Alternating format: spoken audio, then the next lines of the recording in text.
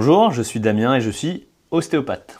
Et moi, c'est toujours Éléonore, kinésithérapeute et ostéopathe.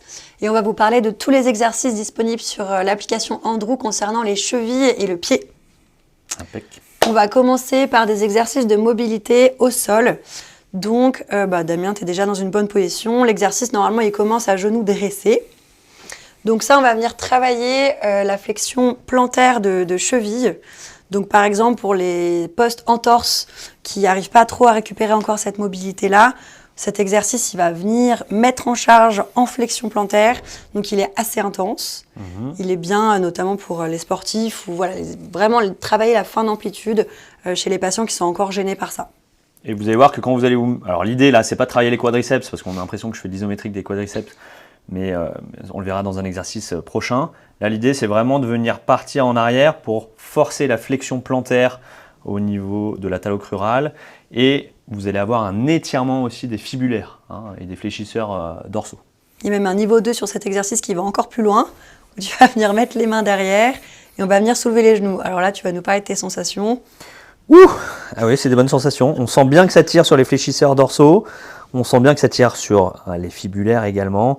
Et la flexion plantaire, elle est vraiment accentuée. Donc ça, c'est à faire vraiment pour aller chercher des gros gains de mobilité, peut-être en optimisation sportive chez des athlètes. Là, on pense aux danseuses, aux gymnastes. Voilà, vraiment, on va chercher de la mobilité un peu extrême. Un peu extrême.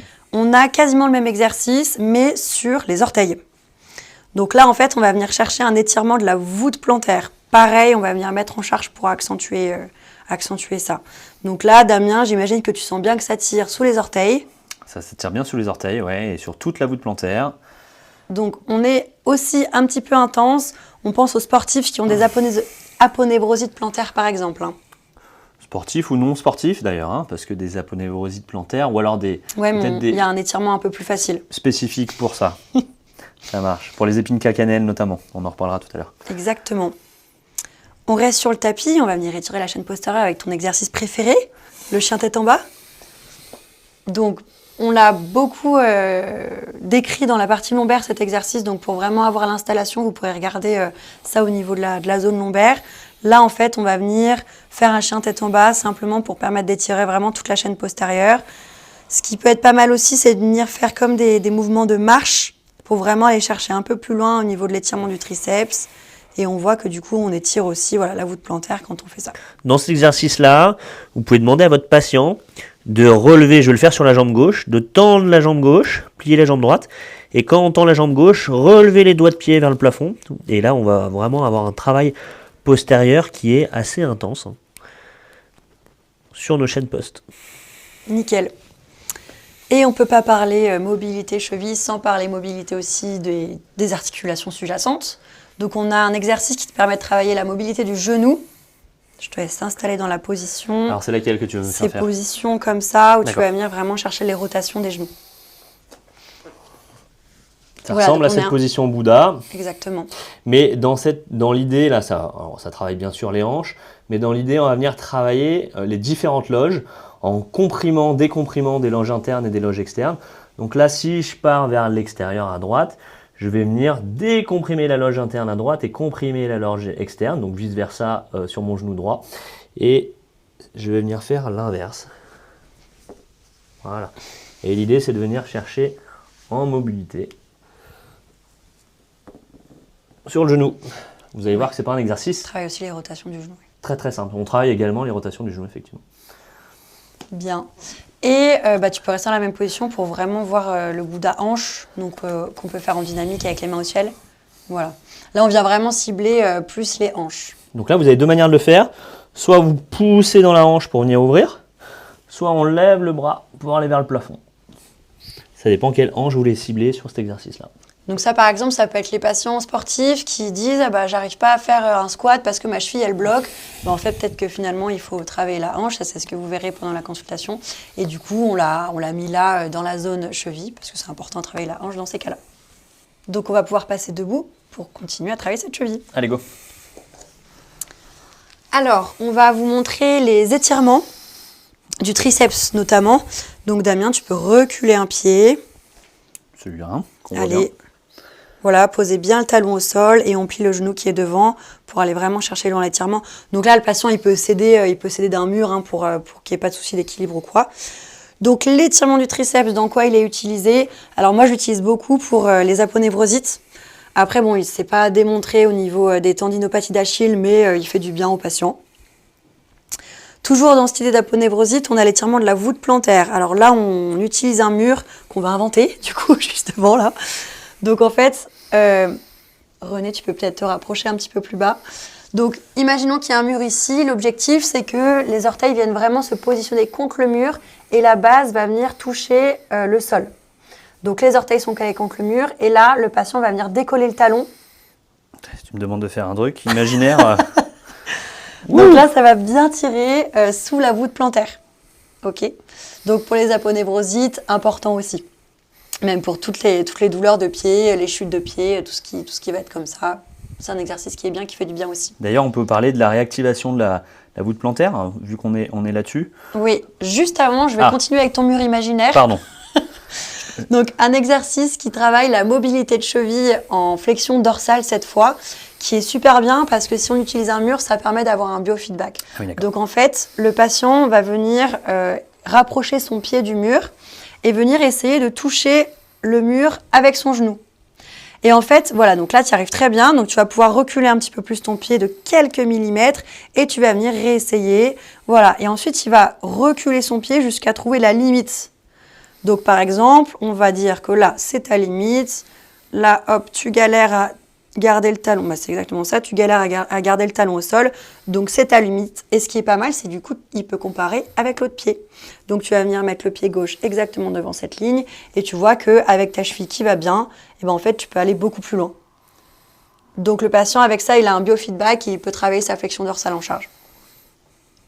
Ça te convient? C'est parfait, bien sûr. Excuse-moi, je t'ai coupé, mais effectivement, vu qu'on était sur la voûte plantaire, l'idée, c'est de aussi réactiver ces différents muscles et pourquoi pas venir travailler l'exercice du relevé de mouchoir. Tout à fait. Donc ça, on l'utilise beaucoup pour le renforcement du pied, donc vraiment de la voûte plantaire. Ça va permettre de... Alors pour les pieds plats, par exemple, de vraiment venir travailler le creux de la voûte ici. Donc c'est un exercice où on vient essayer de ramasser, voilà exactement, un chiffon, un sopalin, peu importe, et on lâche et on recommence. Nickel. C'est un peu l'idée, hein? Ouais, c'est ça, on c'est fait du exactement air mouchoir, là. Air mur, air mouchoir, Incroyable. on est nickel. D'ailleurs, Incroyable. on va passer au air élastique. Ah, air élastique. Donc, je vais passer debout. Donc, on imagine du coup qu'il y a un élastique autour de tes malléoles, Damien. D'accord. Tu vas venir écarter un petit peu plus les pieds. Damien, il n'était pas très réveillé, il a oublié le matériel ce matin. Hop. Enfin, d'apporter un élastique. mur, c'est un peu galère, mais bon. Donc, tu peux tendre un peu plus les genoux, il n'y a pas de souci, pas besoin de te... Voilà. Et tu vas venir faire des pointes de pied en essayant de résister contre l'élastique. Donc tout le monde voit bien l'élastique entre mes malléoles. Voilà. Et Une l'idée, belle c'est de couleur partir rouge. vers l'extérieur sur les pointes de pied. C'est ça. Donc là, en fait, on fait un peu un varus résisté. Ça permet aussi de travailler, voilà, pour les pieds qui sont des pieds plats, des pieds qui chutent, qui sont douloureux. Vous voyez que votre patient, il a les pieds qui s'effondrent complètement quand il est debout. Il a des douleurs type aponévrose ou n'importe quelle autre douleur sous le pied. Ça active la chaîne postérieure, ça active la chaîne latérale aussi. Bah déjà, même sans élastique, je sens bien que ça chauffe. Et je vais rajouter un petit quelque chose. Je suis très content de m'être coupé les doigts de pied ce matin pour que tout le monde soit très très heureux de voir mes pieds très sympathiques aujourd'hui. Très bien. C'est dur d'enchaîner là-dessus, hein. Ouais. Mais tu vas être encore plus content parce que tu vas pouvoir sauter de bonheur. Ah, on est parti sur les squats. C'est parti sur les sauts. Les sauts, super. Allez, vas-y, dis-moi tout. Donc ça, par exemple, pour les patients post-entorse qui ont encore des sensations d'instabilité au niveau de leur cheville, eh ben, on a mis aussi des exercices dans Andrew pour travailler les sauts. On a notamment les sauts latéraux. D'accord. Donc, alors je sais pas trop comment on va pouvoir filmer ça, René. Donc tu te mets en équilibre sur le pied gauche Ouais. et on va sauter en latéral et réception sur le pied droit. Voilà. Donc là, en plus, il y a une force latérale qui permet de bien travailler. Oh là là là là là, dis donc. Voilà, un saut de bonheur. Voilà, ça c'est les joies du direct. Très bien. On a un deuxième type de saut qui va venir travailler vraiment en plus l'explosivité du triceps. Tu peux revenir au centre, Damien, te mettre en équilibre sur la cheville à travailler. Et là, tu vas me faire des beaux sauts en hauteur avec une belle réception, en amortissant bien. Voilà, exactement, c'est pas mal. On fait le moins de bruit possible. J'arrive mieux que Baptiste sur la la vidéo. Donc là, par exemple, pour les tendinopathies d'Achille, l'objectif, ça va être de charger le triceps. Donc en phase un peu plus avancée, c'est-à-dire en phase moins aiguë, c'est un exercice qui est intéressant pour travailler le triceps et son tendon. Effectivement, on le sent bien, ouais. Les squats, tu vas enchaîner, on ne s'arrête pas là, Damien. J'enchaîne. On fait des squats. Allez, ça marche. Alors, je vous disais tout à l'heure, il y a des patients qui font des squats, qui ont l'impression, voilà, ça bloque, soit au niveau des hanches, soit au niveau des chevilles. Donc, c'est pour ça qu'on a mis cet exercice-là dans la zone cheville. Ça permet de travailler la position du squat. Voilà, d'amener bien les fesses en arrière. On travaille la mobilité de hanches et de cheville. Alors, la grande question, c'est sur le squat, est-ce qu'on lordose? Est-ce qu'on lordose pas? Est-ce qu'on essaie d'être droit? On essaye de ne pas lordoser. Essaye de ne pas Voilà. lordoser. Il y a des patients qui ne vont pas du tout y arriver, d'ailleurs. Et je sens que tu vas me torturer parce qu'il y a des squats sautés, si je dis pas de bêtises. Ah, le niveau 2, c'est des squats sautés? Ah ouais. Ah ouais, ok. J'aurais pas dû te le dire. On est obligé de montrer, J'aurais pas dû te le dire. Allez, on en fait 50. Voilà, bien sûr. Alors, l'idée des squats sautés, je vais le dire en sautant, c'est un exercice périlleux. L'idée, c'est de retomber avec le moins de bruit possible. Et ça, c'est le plus dur à faire. Pour venir amortir la chute. Qu'est-ce que tu en penses? Ouais. C'était pas mal? Je suis en train de me dire qu'on a vraiment tout pour... on travaille la raideur avec les exercices qu'on a vus sur le tapis. On travaille les postes en torse, les tendinopathies d'Achille, les aponevrosites plantaires. Bravo. On est pas mal. Il nous reste quand même des exercices à voir qui sont en plus hyper importants, mais qu'on voit assis. Donc Allez. je peux te laisser prendre le tabouret qui est là. Bien sûr. Donc, autre exercice pour l'aponevrosite plantaire surtout. Donc, on va continuer avec nos aires matérielles. Et imaginez une airballe. Une airballe. Eh ben dis donc, le air kiné est pas mal là. Donc, cet exercice, bon là, on le connaît tous, c'est voilà, de mettre une balle sous le pied et de venir masser en fait l'aponévrose. Donc, c'est un exercice qui est douloureux, mais c'est ok, ça doit être quand même supportable. Mais il faut que le patient quand même sente que ça travaille bien sous le pied, quoi. Ouais, le fait d'être assis peut jauger effectivement la pression qu'il peut y mettre ou non. Voilà, ça peut être une balle de tennis, ça peut être une balle de golf. Les balles de golf, c'est pas mal pour ça. Et voilà, on va vraiment chercher toute la zone, insister aussi sur les zones qui sont un peu douloureuses. Et puis voilà. Impeccable. On reprend un air élastique. Un air élastique. Alors, toujours Flexion plantaire ouais, ou... voilà. Ouais. Pour travailler un peu toute la mobilité de cheville, on a le renforcement en flexion-extension, tout simplement. Ça, c'est un exercice qui est bien aussi parce qu'il permet de bien drainer le membre inférieur. Donc, on va venir vraiment chercher, voilà, contre-résistance, on pousse et on freine le retour. À l'inverse, mais vous le verrez on va pas vous l'expliquer maintenant, l'élastique, on l'accroche à un pied de table ou autre et on vient chercher la flexion dorsale. On pourra trouver effectivement aussi les éverseurs et les inverseurs. Voilà, tout à fait. Après une entorse. Exactement, c'est ce que j'allais dire, important à bien travailler après une entorse. Attention d'ailleurs, voilà, ils sont importants à pas oublier. Parfois pour les entorses, on a tendance à vite travailler l'équilibre, etc. Mais il faut bien travailler le renforcement musculaire un peu plus analytique pour avoir un bon équilibre. Donc ça, effectivement, c'est une prise en charge qui est quand même plutôt kinésithérapie dans la prise en charge. L'idée, c'est de se dire et de le dire au patient, vous allez sortir de la consultation en ostéopathie ou autre, venez travailler effectivement un petit peu votre équilibre et renforcer vos chaînes musculaires. Vous aurez la possibilité de continuer un peu plus loin avec le kiné, mais en tout cas sur l'application, vous avez 2-3 exercices qui correspondent à ce que vous allez devoir faire à la maison, donc profitez-en. Après, même en consultation d'ostéopathie, si on a travaillé les fibulaires, si on a travaillé la cheville, etc., c'est quand même hyper important après d'aller encore une fois conscientiser la cheville avec des exercices où le patient il va voilà, faire travailler sa cheville, se rendre compte de ses muscles, intégrer ça. Les mouvements d'éversion, reprise de confiance avec la proprioception et le renfort, c'est assez important et ça fait partie aussi effectivement du cheminement thérapeutique. Ouais. On n'a pas montré le mouvement le plus basique qu'on fait assis, où en fait on va venir vraiment chercher tous les mouvements. Là, c'est le mouvement de conscientisation par excellence. On demande aux patients d'aller vraiment chercher flexion dorsale, flexion plantaire, inversion, éversion. Donc après tout travail de cheville en ostéo, c'est important de faire celui-là. Complètement. Bien, donc on a tout pour travailler une bonne cheville. Allez. Et un bon pied. Impeccable. Merci Lé. Vous allez pouvoir prendre votre pied. Wow. Oh, l'enfer. Allez, on coupe. Éléonore, pas si vite. Il nous reste un exercice à voir, c'est vrai. Il nous reste un exercice important. Voilà, donc ça c'est vraiment spécifique aux douleurs tendineuses du triceps. C'est l'exercice de travail en excentrique. Donc on n'a pas de air marche et ça va être compliqué de te faire voler. Donc on va juste en parler, vous pourrez aller voir sur l'application. C'est un exercice où en fait on vient poser l'avant du pied sur une marche. On va venir faire une pointe de pied. Et ensuite, on va venir descendre le talon en freinant bien jusqu'en bas, jusqu'à sentir l'étirement dans le mollet. Donc cet exercice, ce qui est pas mal, c'est qu'on a les 2 pieds posés. Donc en fonction de la douleur, le patient peut soit mettre tout le poids sur le mollet à travailler, soit soulager le poids en gardant un poids de l'autre côté.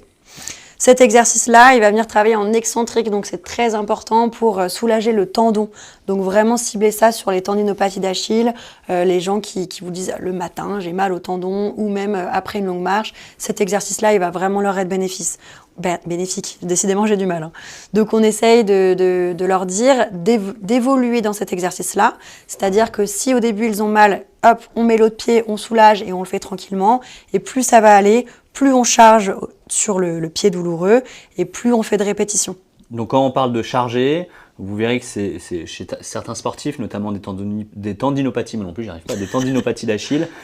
L'idée chez ces sportifs-là, c'est de se dire qu'on va charger. On peut charger avec un sac à dos avec des bouteilles d'eau dedans. Donc c'est un exercice qu'on peut faire chez soi dans les marches d'escalier. L'idée, c'est de monter avec les 2 pieds. Donc ça serait le niveau le plus élevé. Hein. Monter avec les 2 pieds toujours avec notre charge, se mettre en équilibre sur le pied qui est en flexion et redescendre tout doucement en rétro-contrôle, juste en hyperflexion dorsale. Donc on vient venir faire de l'excentrique au niveau de notre muscle et donc au niveau de s'insertion tendineuse, quoi. Donc c'est un exercice qui marche super bien.